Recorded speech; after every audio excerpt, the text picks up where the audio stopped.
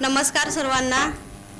प्रथमतः मला आज दुर्गा माता हा पुरस्कार दिल्याबद्दल मी डॉक्टर शारदा महांडोळे मॅडम आणि डॉक्टर प्रशांत महांडोळे सर यांचं मनापासून आभार मानते। आणि सरांचं आणि मॅडमचं जेवढं कौतुक करावं तेवढं कमीच आहे। मला तर त्यांचं सांगायचं म्हटलं तर मला खरंच कधी पण बाळाकडे बघितलं आणि मॅडमकडे बघितलं माझ्या डोळ्यातच पाणी येतं नेहमी। दुर्वांकुर पंचकर्म आणि वंध्यत्व निवारण केंद्र आणि मीरा मेडिकल फाउंडेशन यांच्या संयुक्त विद्यमानाने आज आपण इथे कार्यक्रम राबवलेला आहे। कार्यक्रमाला लोक जरी कमी असतील तरी हा कार्यक्रम सर्वांच्या मातृत्वाचा विषय आहे।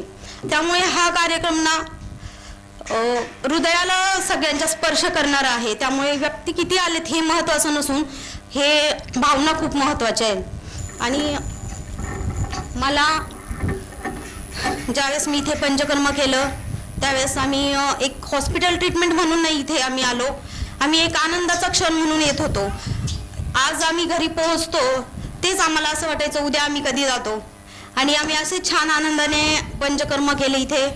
त्यानंतर प्रेग्नेन्सी राहिल्यानंतर पण आनंदाने खूप छान ट्रीटमेंट केल्या, गर्भसंस्कार केले। मॅडमनी ज्या ज्या गोष्टी सांगितल्या त्या 99 नाही 100 तर नाही 101% आम्ही सगळ्या फॉलो केल्या।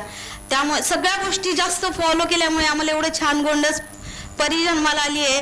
आणि तिला बघून तर सगळे बोलतात मॅडमचे गर्भसंस्कार आणि ड्रॉप जे आहेत किंवा गर्भिणी प्राश हे चांगलंच कामाला आलेलं आहे।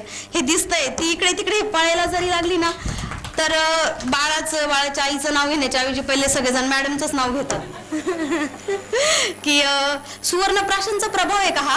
हो तोच आहे असं। त्यानी खूप छान खूप आनंदाने घर भरलं आमचं। ज्यावेळेस माझा मुलगा झाला खूप वर्षानंतर माझं लग्न झालं लगेच बाळ झालं 1-1.5 वर्षातच, पण तेव्हा पण जेवढा आनंद झाला ना त्यानंतर ही झाल्यानंतर त्याचा जास्त आनंद झाला।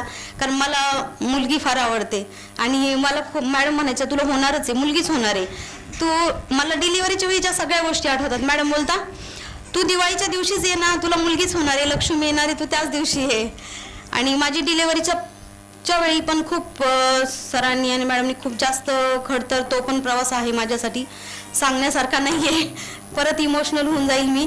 पण खूप जास्त सर त्या दिवशी सर पण खूप टेन्शनमध्ये होते, मॅडम पण होत्या, पण खूप छान सक्सेसफुली सगळ्या गोष्टी झाल्या। मला तर असं वाटत होतं एका क्षणी असं वाटायचं मी यातून रिकवर होणार नाही, पण मी केवढी पटकन रिकवर झाले ना की मला तर कधी कधी वाटतं मॅडमचे आणि सरांचे देवापेक्षा जास्त आभार मानावे।